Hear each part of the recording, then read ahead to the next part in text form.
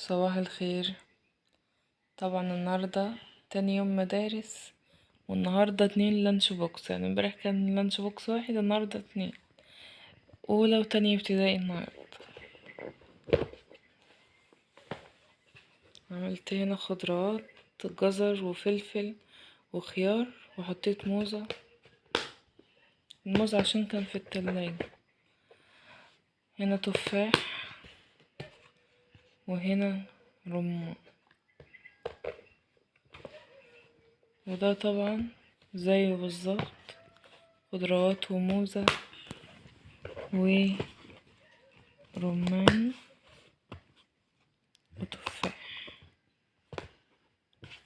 وطبعا اللانش بوكس نفسه حاطه فيه فينو وتوست، هم عايزين الاتنين مع بعض بس كده، ويا رب ياكلهم لان اللانش بوكس امبارح راجع زي ما هو. وازاز الميه. ويلا نكمل لبس. بصوا بقى، بعد ما لبست البنات ووديتهم المدرسه وجيت، فطرنا طبعا وعملنا البيت، ولقيت حماتي بقى بتقولي تعالى اما نعمل فراخ. طبعا الفراخ دي تربيه ايدينا، بس عايزه اقول لكم على حاجه، انا مش عارفه انتوا بتكسلوا تحطوا اللايك، ولا بتنسوا تحطوا اللايك، ولا انتوا الفيديو مش بيبقى عاجبكم عشان كده مش بتحطوا لايك. فعرفوني، لان الفيديوهات اللايكات ضعيفه جدا والكومنتات، وناس كتير بتشاهد مش مشتركه في القناه، فاشتركوا في القناه وصلوا على النبي، مش محتاجين ان انا افكركم. بصوا بقى، مسكت الفراخ نضفتها كويس، والحمد لله كانت سهله يعني في ثانيه. وعايزه اقول لكم ان انا بنضف بايد واحده لاني ماسكه الموبايل بايدي التانية. فالمهم الموضوع كان سهل ولما قفلت كان اسهل من كده. يعني هو الفراخ البلدي ما بتاخدش وقت في التنظيف خالص، فهي بتبقى سهلة جدا، وطبعا تربية ايدينا وتربية البيت وحاجة ما شاء الله. هنا بقى كنت نضفت الفراخ ونقعتهم في ليمون وملح و... ودقيق. فبصوا بقى، يعني ريحتهم كده مفيش اي ريحة زفارة خالص. هنا طبعا يعني في فرخة بيضة اللي هي الدمركي، وفي فرخة اللي هو الديك الشمورت بلدي يعني. فالمهم بقى البيضة انا مسكتها قطعتها كده، يعني بتقطعوا زي ما انتوا عايزين، يعني مش شرط ان انتوا تبصوا انا بقطع ازاي. يعني عايزه اقول لكم اصلا الحاجه ما بتبانش يعني كويس في الكاميرا، او مش بتبان حقيقتها. يعني الفرخه دي 3 كيلو وشويه، فاللي هو انا بقطعها، بقطع الورك كده 4، لان عندنا يعني العيال الصغيرين عايزين اللي هو الدبوس، فتبقى مقطوعة، وطبعا مش هيقدروا ياكلوا الورك، فالمهم بعمله 4. الصدر بقى بعمله 3، لو كبير عن كده بعمله 4 على حسب يعني.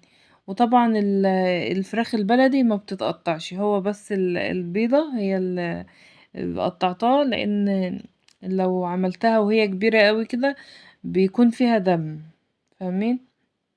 فالمهم بقى انا قطعتها زي ما بنقطع. عملت الصدر 3 لان الصدر كبير جدا، فبنحب نقطع الحاجة وهي طرية، بعكس في ناس بيقولك مثلا ما تقطعي الحاجة كده بتحس ان هي ما فيهاش بركة. لا، احنا بنحب نقطع الفراخ وبنطبخها متقطعة. يعني كانت واحدة بتقول لما بتقطعي الفرخة كده ما بيكونش فيها بركة، انما ما بتطبخ زي ما هي كده بتقطعي منها، فاللي هو انت مش هتدي مثلا للي قاعد ياكل قطعة صغيرة او حتة صغيرة، لا هو كل واحد بياخد نايبه وبيتراضى بيه يعني.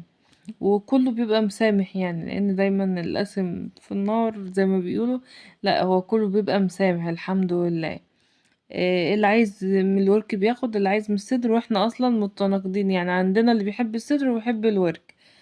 سبحان الله، يعني في ناس ممكن تلاقي البيت كله بيحب الورك، ممكن تلاقي ناس كله بيحب الصدر.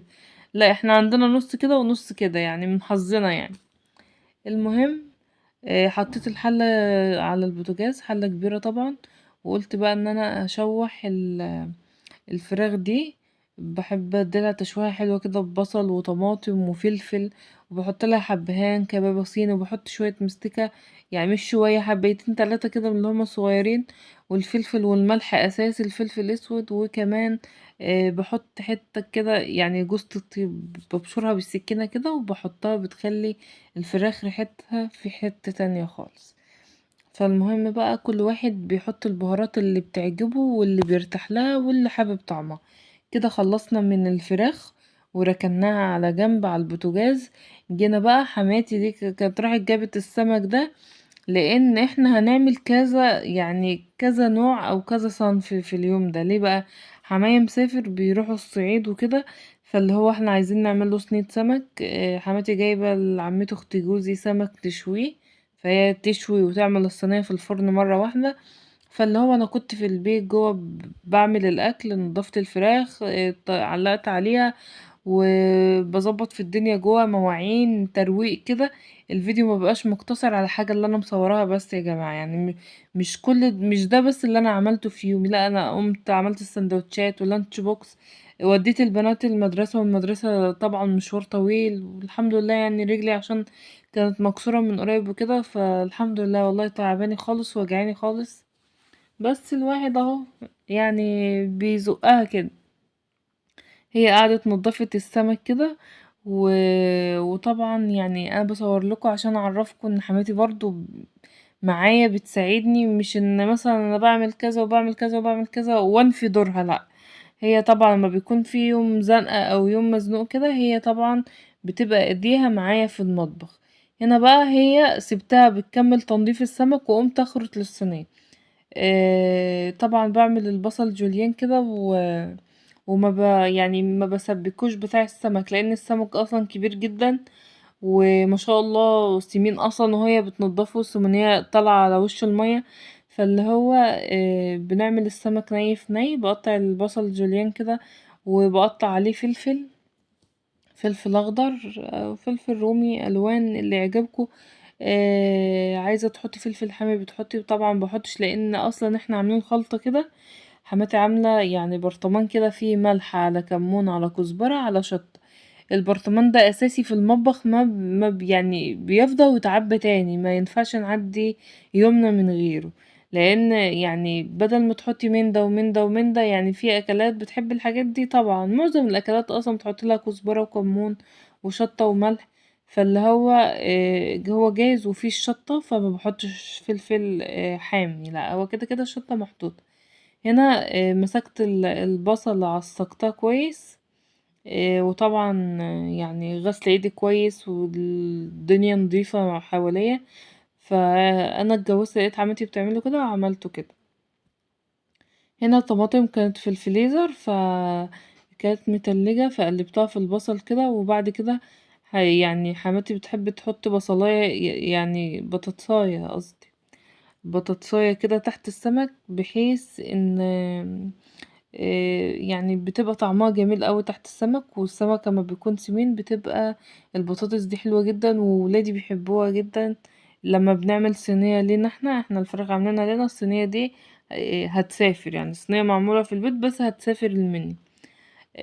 رصيت السمك بقى كده بالشكل ده، وبجيب الزيت وبحط على وشه زيت، يعني بحط الزيت على وشه، لان طبعا البصلة متعصجة بالبهارات، مش مدبلاها ولا اي حاجة. هنا حطيناها على البوتاجاز، عملت شوية غلت شوية عشان خاطر ما تغيبش في الفرن. فاللي هي رايحة اصلا سخنة عند الفرن، وحماتي طبعا ربنا يديلها الصحة هي اللي بتروح تسوي اي حاجة في الفرن. وطبعا حاطة السمك يتشوي في الفرن، وبعد ما يطلع هتحط الصينية. فكده كده مولعة الفرن يعني، فيمكن احنا كنا عايزين نأخر شوية في الصينية، فعشان هتشوي السمك لاخت جوزي وكده، فقالت خلاص نعمله، نعمل الصينية وراه، وكده كده هنحطها في التلاجة عشان هو لازم تسقع قبل ما ياخدها يعني. فالمهم بقى يعني هو كان يوم طويل شوية وفي شوية شغل شوية، بس الحمد لله كل حاجة بتعدي. عملت شوية ملوخية خضرة كده. الملوخية دي كانت في الفريزر، يعني ما مش صبحة، فعشان كده ممكن تكون شكلها مختلف شوية، وطبعا مغروف منها، يعني انتوا باين اصلا من من الملوخية اللي على من على الحلة اللي فوق. كنت غرفت منها طبعا لحماية وكده، والفراخ مسكتها قليتها كل ده كانت حماتي لسه عند الفرن، وبعد كده بقى خلصت وحطيت الاكل وكده، وجابت الصينية من عند الفرن شكلها تحفة وريحتها تحفة. بس وهو ده كان يومنا، وهو ده يعني روتين اليوم بالكامل. مع السلامة.